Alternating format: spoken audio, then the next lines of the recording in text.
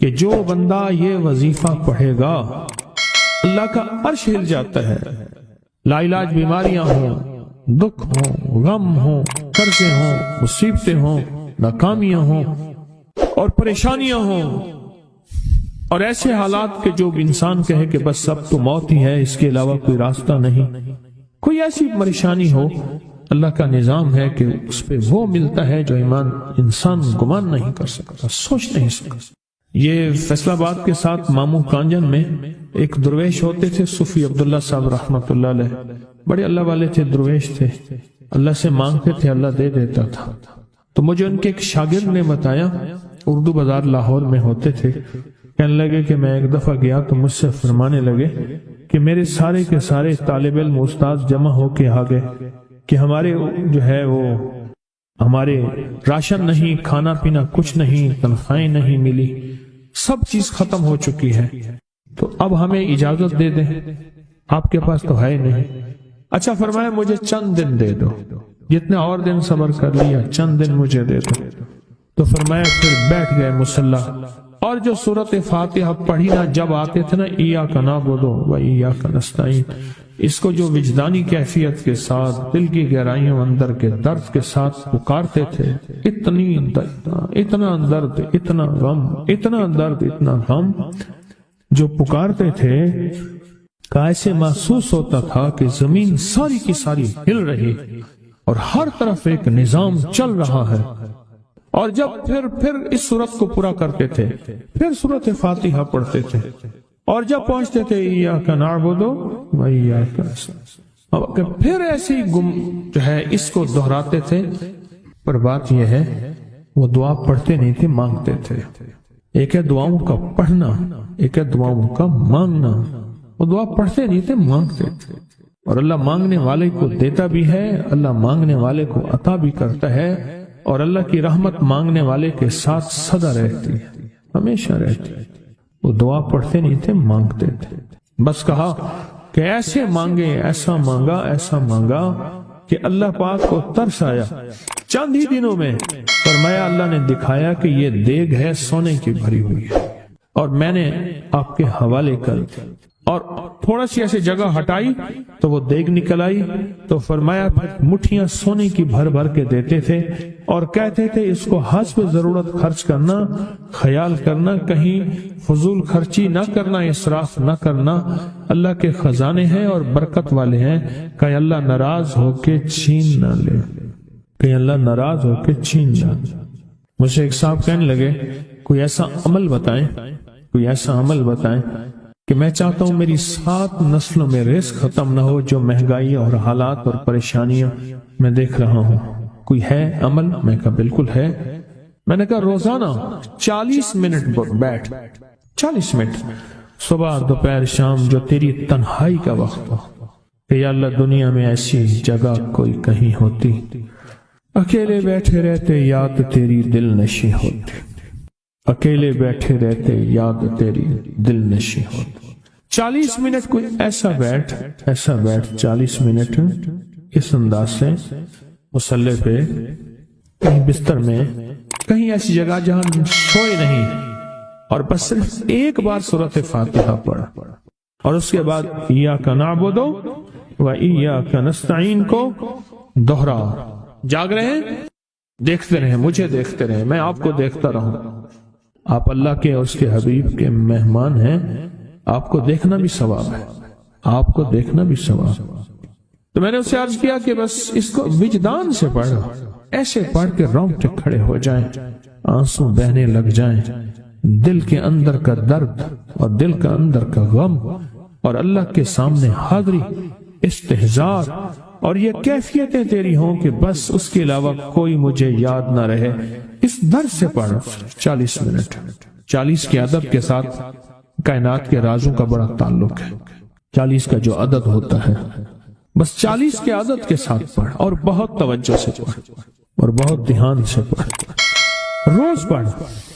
مجھ سے کہنے لگا کتنے دن پڑھوں؟ تو میں نے اس سے کہا مجھ سے یہ دن نہ پوچھ، تیرا دل خود بولے گا کہ فیصلے ہو گئے ہیں، بس ختم. دل خود بولے گا. یہ بتائیں کہ پیٹ بھرتے ہوئے کوئی گھنٹی بجتی ہے یا دل خود بولتا ہے کہ پیٹ بھر گیا؟ پیاس میں بھی کوئی کہتا تو نہیں ہے کہ آپ کی پیاس بجھ گئی ہے، وہ دل خود بولتا ہے کہ بس اب پانی کی ضرورت نہیں ہے۔ نیند سے دل بھر جائے تو بس دل بولے بس اب سو لیا، وہ اٹھیں۔ اسی طرح دل خود بولے، دل خود بولے، کیا بولے؟ دل خود بولے، اور دل اندر بولے، دل اندر بولے کہ اللہ پاک جل شانہ نے نسلوں کے لیے رزق کی عزت، دولت، برکت کے فیصلے کر دی، بس دل بولے۔ کتنے دیر کر؟ اب یہ تیری اپنے مانگنے میں ہے، اب یہ تیری اپنے مانگنے میں ہے۔ مانگنے میں کمی ہے تو دل نہیں بولے گا، اگر مانگے گا تو پتہ نہیں دنوں میں یا ہفتوں میں، جتنے میں دنوں میں فیصلہ ہو جائے۔ اور میں نے اس سے کہا کہ یہ میرے پردادا کے پردادا کا عمل ہے، ان کا یہ عمل ہے، میرے پردادا کے پردادا کا عمل ہے، جو ہماری خاندانی یادداشتوں میں یہ لکھا ہوا اور فرمایا اگر یہ کوئی بندہ کر لے، اللہ نسلوں کا رزق اللہ سے منوا لے۔ اور میں نے اس سے کہا خیال کرنا، رزق کے روحانی ساتھ منوانا، رزق کے روحانی ساتھ منوانا، رزق کے روحانی ساتھ منوانا، ورنہ دولت، مال، چیزیں مل جائے گی جس کے بارے میں کہا جاتا ہے کہ بعض بندے ایسے ہوتے ہیں اللہ پاک ان سے لقمے نہیں چھینتا، سجدے چھین لیتا ہے، اللہ ان سے لقمے نہیں چھینتا۔ کیوں؟ رزق جسمانی دوسرے لفظوں میں مل رہا ہے اور رزق روحانی اللہ چھین لیتا ہے۔ یہ جو آج آپ بیٹھے ہیں تسبیح خانے میں اور میں بیٹھا ہوں، یہ ہم روحانی دسترخوان پہ بیٹھے ہیں، یہ بہت بڑا دسترخوان لگا ہوا ہے، دسترخوان ہے۔ سنا ہے در یار پہ بڑی دھوم ہے، سنا ہے در یار پہ بڑی دھوم ہے، وہاں عاشقوں کا ہجوم ہے۔ یہ روحانی دسترخوان ہے، میں بھی خود محتاج ہوں، یہ روحانی دسترخوان ہے۔ تو میں نے اس سے عرض کیا کہ ایک دسترخوان نہیں مانگنا، دونوں مانگنا، رزق روحانی بھی، رزق جسمانی تو اس کو بھی ملتا ہے جس کو کلمہ نصیب نہیں ہوا، رزق جسمانی تو اس کو ہی ملتا ہے جس کو کملی والی کی غلامی نصیب نہیں ہوئی، رزق جسمانی تو اس کو ہی ملتا ہے جس کے ماتھے پہ شقاوت لکھی ہے، رزق جسمانی تو اس کو ملتا ہے جو اللہ کا نافرمان ہے، رزق جسمانی تو اس کو ملتا ہے جو اللہ کے وجود کا انکار کرتا ہے، رزق جسمانی تو اس کو ہی ملتا ہے جو آخرت اور قبر کا انکار کرتا ہے، رزق جسمانی تو اس کو ملتا ہے جو جنات اور برزخ کا انکار کرتا ہے، رزق جسمانی تو اس کو ملتا ہے جو خود کملی والی کی نبوت کا انکار کرتا ہے، وہ تو بے بہا لوگ ہیں، ان کو ملتا ہے۔ پر تجھے بھی صرف رزق جسمانی ملا اور اللہ سے یہ منوا لیا، نہ یہ نہ منوانا، اللہ سے کہنا ہے اللہ رزق روحانی بھی دے اور رزق جسمانی بھی دے، دو رزق کٹھے عطا فرما، کون سا رزق؟ اور رزق جسمانی بھی دے۔ کہیں ایسا نہ ہو کہ میری نسلوں میں صرف مال، دولت اور چیزیں ہوں اور تیرا نام اور تیرے حبیب کا نام نہ ہو، تیرا نام اور تیرے کملی والے کا نام نہ ہو، تیرا نام اور تیرے دوستوں کا نام نہ ہو، تیرا نام اور تیری آل و اصحاب کا نام نہ ہو، کہیں ایسا نہ ہو میں محروم ہو جاؤں۔ مجھے آل اور محمد اور آل محمد اور اصحاب محمد کی نسبتیں یہ بھی ساتھ عطا کیے رکھ۔ تو میں نے اس سے کہا کہ دو چیزیں مانگنا۔ اچھا، قدرت کا نظام ہے، تو دیوانے بھی ہوتے ہیں، یقین والے ہوتے ہیں، آپ جیسے آپ مخلص بیٹھے ہیں، اور پوری دنیا میں ہمارے ساتھ اس وقت مخلص بیٹھے ہیں جو ہماری آج کی محفل میں شریک ہیں، ہوتے ہیں دیوانے۔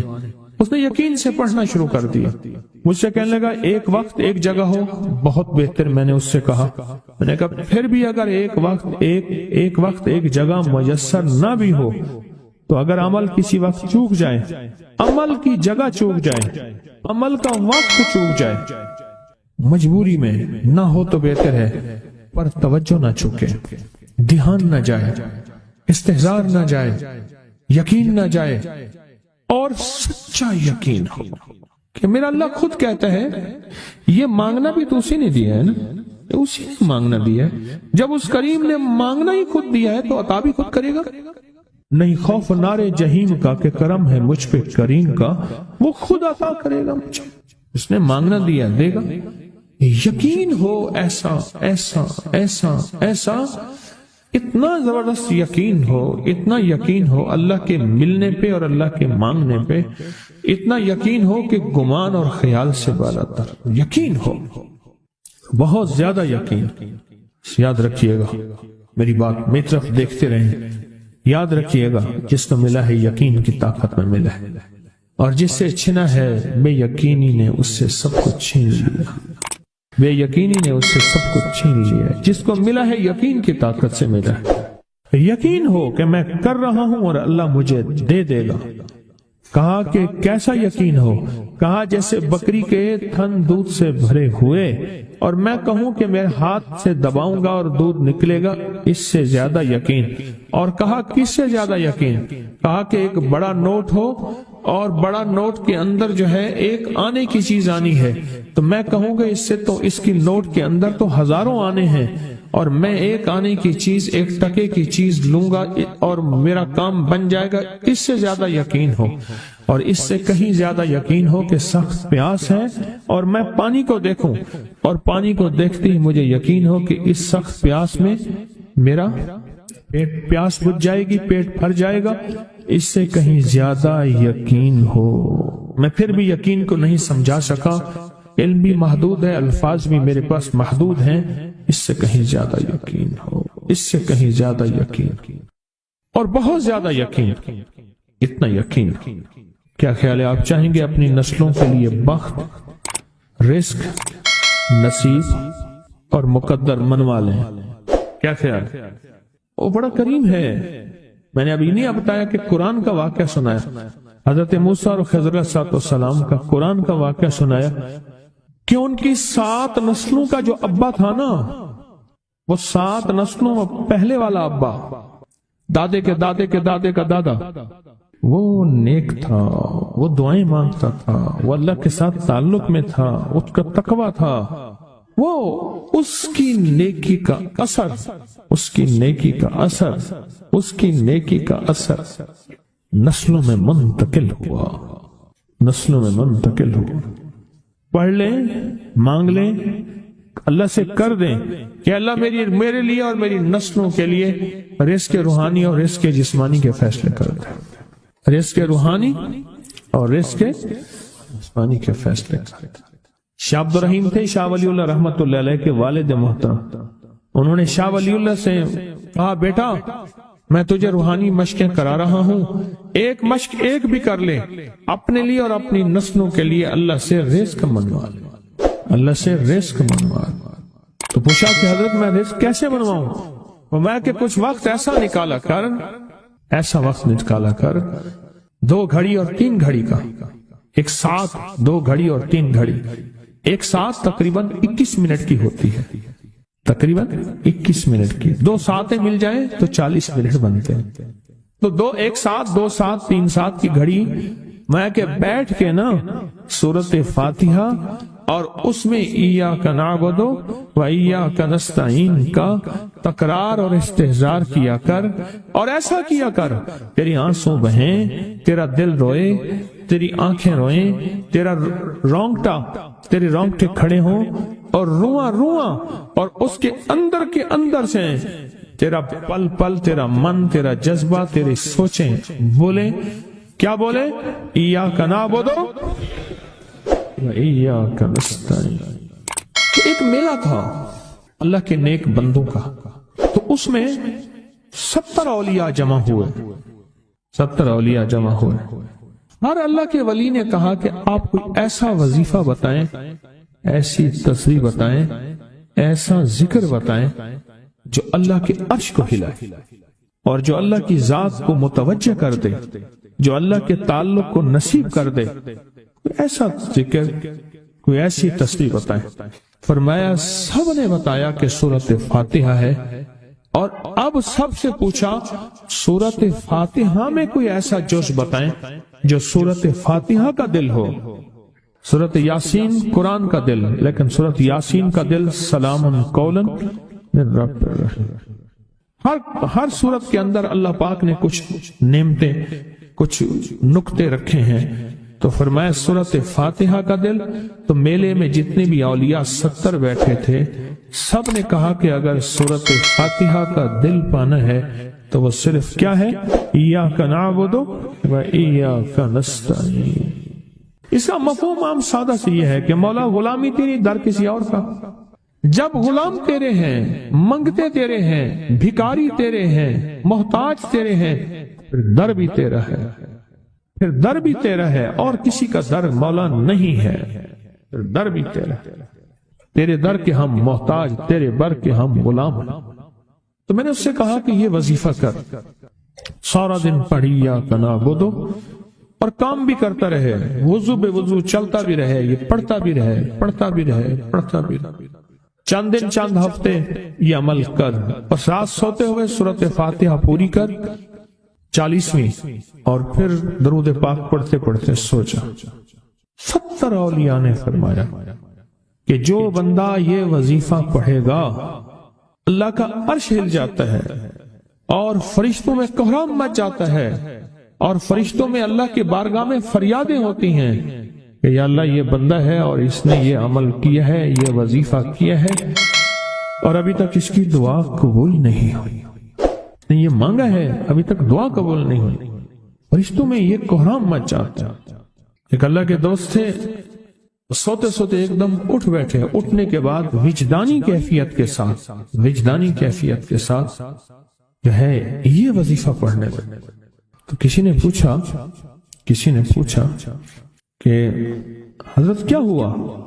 فرمایا میں نے دیکھا کہ اللہ کے عرش کے نیچے جنتی ہیں اور وہ ٹہل رہے ہیں، اور سب کی زبان پہ یہی وظیفہ ہے، ایاک نعبد و ایاک نستعین. سب کی زبان پہ یہی وظیفہ ہے اور سب یہی پڑھ رہے ہیں.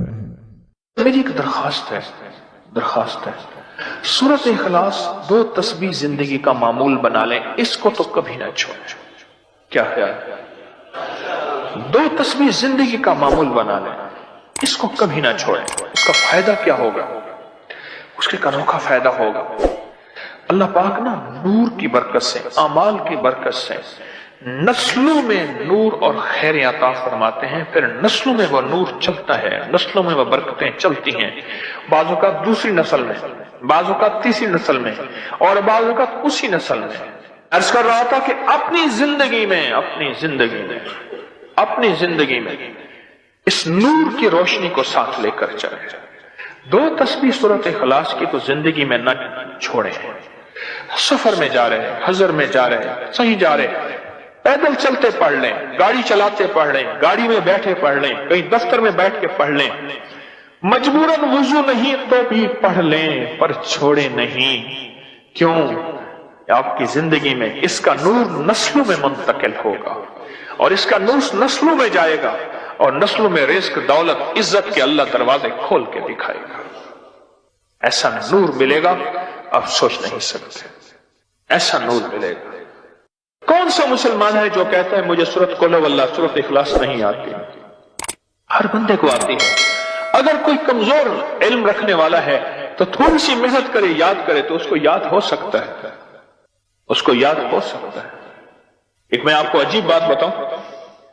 شیخ ابوالحسن شاذلی رحمت اللہ علیہ، شاذلی سلسلہ، میں کہ جب تو اللہ سے خالص محبت کرنا چاہتا ہے اور چاہتا ہے کہ اللہ اس کے حبیب کی خالص محبت تیرے دل میں اتر جائے، اللہ اس کے حبیب کی خالص محبت تیرے دل میں اتر جائے، اور قیامت کے دن جب اعلان ہو وَامْتَازُوا الْيَوْمَ أَيُّهَا الْمُجْرِمُونَ، مجرم علیحدہ ہو جائیں، ہمارے دوست علیحدہ ہو جائیں، ولی علیحدہ ہو جائیں، بدکار علیحدہ ہو جائیں، تو اس وقت تو اللہ کے دوستوں کی لسٹ میں ہو تو ایک عمل کر لے. فرماتے ہیں وہ عمل ہے کہ سورت اخلاص کو اپنے دل کی دنیا میں جگہ دے دے. اللہ اکبر. شیخ ابوالحسن شاذلی رحمت اللہ علیہ فرماتے ہیں، اور فرمایا جو سورت اخلاص پڑھے گا وہ حالت ایمان سے دنیا سے رخصت ہوگا، حالت ایمان دنیا میں سے رخصت ہوگا، اور ایمان کی آخری کیفیت میں رخصت ہوگا. اور ایک اللہ کے ولی نے اپنا مشاہدہ بیان کیا. میرے پاس لوگ آئے रिस्क की तंगी में मुब्तला थे। मेरे पास लोग आए बदहाल हो चुके थे। मेरे पास ऐसे लोग आए जिनकी तनख्वाहें बचती नहीं थी। मेरे पास ऐसे लोग आए जिनके घर में झगड़े नाचाकियां थीं, और मेरे पास ऐसे लोग आए जिनकी जिंदगियां तंग थीं और जो नेकी करना चाहते थे कर नहीं सकते थे, खैर में आना चाहते थे आ नहीं सकते थे, और बुराइयां उनका रास्ता छोटी नहीं थी और नेकी के दरवाजे बंद थे।